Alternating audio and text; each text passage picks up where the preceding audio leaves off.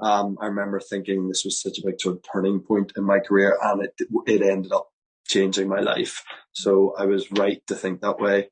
So yeah, I'll never forget what that feeling was.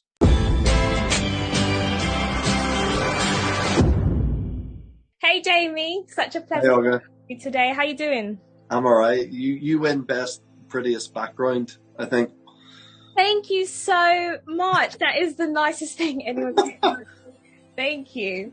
I just screened The Tourist and oh my God, I was just like, I need more. I need more. It is so captivating. I mean, you play a man who sort of his world is turned upside down because he can't, remember who he was. Where did you go creatively as an actor to bring this to life?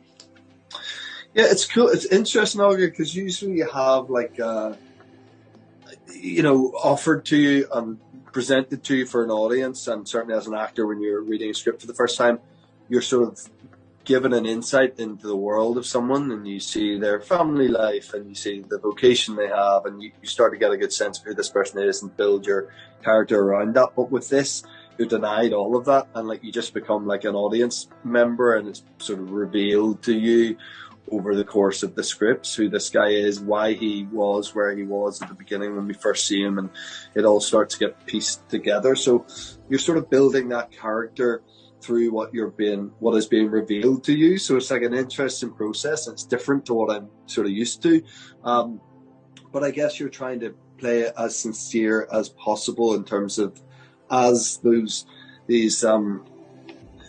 aspects of his life are revealed to him, you're playing them as sincerely as possible in terms of like you are acting like you are hearing these for the first time and responding in a way that you sort of naturally would, because some of them are pretty jarring and some of them are pretty ugly in terms of like what is revealed to him from his past, so I think trying to play those things in the moment as best you can was my approach to it. You're awake. Sir, can you tell me your name? You've got, like, amnesia. Yeah. That is awesome! And definitely, I mean, speaking of sincerity, the idea of, our lives changing as much as we know it was something we all experienced last year during the pandemic. Did you maybe draw on some of that when you were bringing it to life? I remember there was a scene where, the crash has happened and you're sort of looking around and I'm like, was this what it was like to come back to set after, a year long of madness? Yeah, it was a bit like that. I was lucky. I got to shoot a movie called Belfast that came out. That we started. We were the first production to start shooting in the UK in a COVID era, I guess. And particularly for that one, there was a sense of like, how do we do this again? But also like, we're so lucky to be doing this. Coming at a time where nobody knew where the next job was coming from. Every production was being cancelled, shut down, put on hiatus. There wasn't a lot of sort of purposeful activity in the industry. So it was a very frightening time, so to be able to have worked at all in that time, because I know a lot of actors didn't, and didn't get the opportunity to. You've also got a lot of actors who also were keeping down other jobs as, waiters or waitresses and bar staff and all kinds of stuff, call centres, all kinds of stuff. A lot of that stuff was closed down too, so it's a fucking murky time, to be in this game. So I felt very privileged, and then to go to Australia to do this, where COVID was kind of not as bad a thing as it was in the UK and Ireland at that time, and felt again really grateful actually to be somewhere where you weren't having to wear masks, and you weren't, the day-to-day of living with COVID was nothing like what would come from here. So there was that sort of lucky to be healthy and safe, I guess, and working, and I think the man has a bit of that when he first emerges, that he's lucky to be alive and relatively healthy, but then everything's revealed to him is so dark as to why he found himself in that place that it turns on its head. I'm glad you brought up Belfast, because I was going to make a little reference to it. I mean, we saw you singing in that film, and we also saw you singing in this when you were singing along to the radio before the big event happened. So yeah. Stop singing, Jamie. So when are you going to be in this upcoming musical? When is it coming? But funnily enough, I was meant to do a musical. No way! Yeah, I was meant to do a musical. It got announced and everything. It was all going to happen, and then what musical was that? It was the opera Carmen. Oh. They're doing a sort of updated version of that for film. Actually, Paul Mescal ended up doing it from normal people who'd be much better than me, I'd imagine, and younger and more handsome and more in demand. But so I sort of nearly did one. Yeah, I find myself singing. I think I'm right in saying certainly 4 jobs in a row I've sang in, maybe even 5. So it's becoming a bit habitual. And I don't know why that is. You can go years and years without singing in anything, and then suddenly you find yourself singing a bit. But all different forms, you know, all very different ways of doing it, and definitely in The Tourist, it's its own thing, and it's probably the most relatable one in The Tourist, because we've all done that where we're singing in the car, thinking we're singing quite well, or like not really being able to hit the notes, and then not really knowing what the lyrics are. I think you were hitting the notes, Jamie. Well, I think we were purposely trying to make it that it was out of my range, that it was a wee bit too high for me, which it was. We did a couple where I sang it in a lower register, and it was much easier to hit the notes, but we thought it was kind of funnier if it was slightly out of my comfort zone. I think the universe is calling for it. Jamie Dornan in a musical. Let's make that happen. Maybe. What's one moment in your life and your career that you would hate to forget?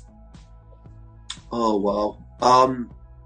When I got cast in The Fall, I had a real sense of it being a massive turning point. And I remember the enormity of getting that part. I'd never worked for the BBC before. I'd never even done like a small part in the BBC. I'd auditioned a lot for the BBC at this stage, but I'd never got anything. So then suddenly be the co-lead in something of that sort of magnitude, with scripts that were that good and that ambitious, was just massive. It was huge for me. I've been lucky. I've worked with BBC a few times since that, and obviously The Tourist is BBC production. But I remember thinking that was a big moment in terms of like what happens next and what this does for me, and in terms of the opportunities I'm going to get off the back of this, and to be involved in this thing that's so well structured and so well written. I remember thinking this was such a big sort of turning point in my career, and it ended up changing my life. So I was right to think that way. So yeah, I'll never forget what that feeling was. I love that so much. But speaking of huge, I mean, I'm going to be a little bit cheeky here. I've heard some tea spill about you being in the MCU. Jamie, what can you share? What can you share that you haven't spilled already? I tell you what, I can totally debunk the whole thing for you if that helps you as an exclusive. I think what happened was, like often with press, things get taken out of turn or get slotted into a way that fits a certain narrative. I think I mentioned that I'd met Kevin Feige, who I have met on a general meeting, but it was years ago. I haven't spoken to him in a long time. You know, every actor of a certain age on stage meets heads of studios. That's what happens. You go to LA and you meet all these people. So have I met the people at Marvel? Yeah. Have I met the people at every other big, studio? Yeah. So I think it was that, and someone then decided to take that and act like I'd been talking to them recently about being in something. So yeah, there we go. The things people take out of context, it's ridiculous. Well used to it now. Well, but speaking of, upcoming things, I mean, in The Tourist, they talked a lot about Australian Survivor. So have you been continuing with your Australian TV shows? I'm not that up to date with them. I probably know more because I have my whole family out there with me. Like my kids got very into Bluey, which is a cartoon they have, which is like massive out there. It's kind of like Peppa Pig scale, like what that is here. Bluey is like the equivalent out there. So definitely I've watched a lot of that.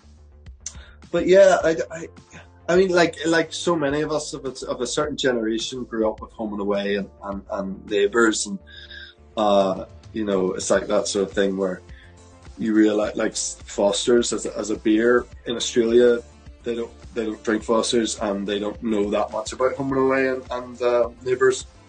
But over here, we've made a big deal out of all these things, and they're considered so sort of Australian and seismic.